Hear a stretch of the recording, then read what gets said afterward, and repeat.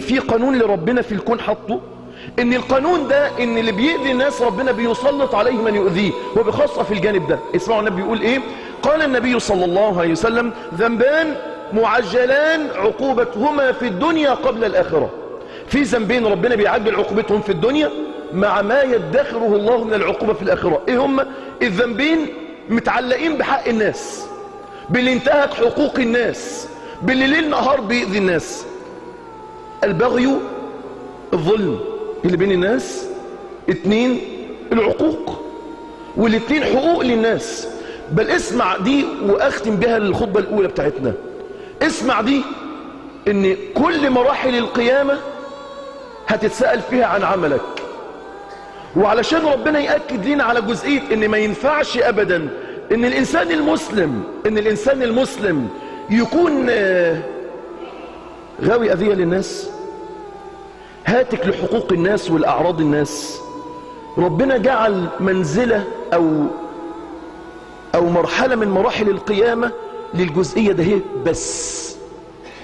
بعد الناس ما تخلص كل حاجة قبل ما تخش الجنة، في عندنا القنطرة. القنطرة دي معمولة ليه؟ القنطرة دي منزلة من منازل الآخرة ربنا جعلها علشان تعالوا بقى الحقوق اللي بينكم وبين بعض تعالوا نشوفها. الناس اللي أكلت أموال بعض تعالوا نتحاسب.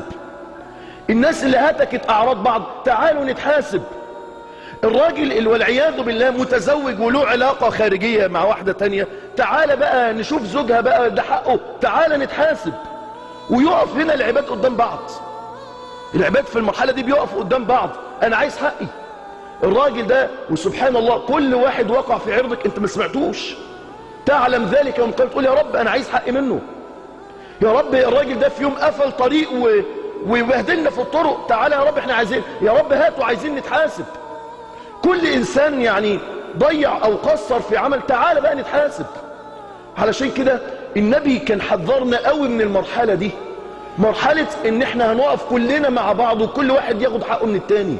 وخدوا بالكم ممكن الحقوق في زماننا كده تخلص بالفلوس، ولكن الحقوق يوميها لا فلوس ولا غيره، لا فلوس ولا غيره. الحقوق يوميها احنا هنخلصها مع بعض بالحسنات والسيئات.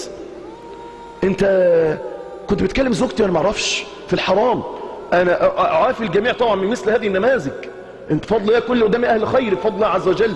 ولكن انا بتكلم على امراض موجودة في مجتمعنا، ان واحدة اخت من الاخوات تتصل مثلا او ام من امهات تتصل، انا فوجئت ان زوجي على علاقة بواحدة تانية.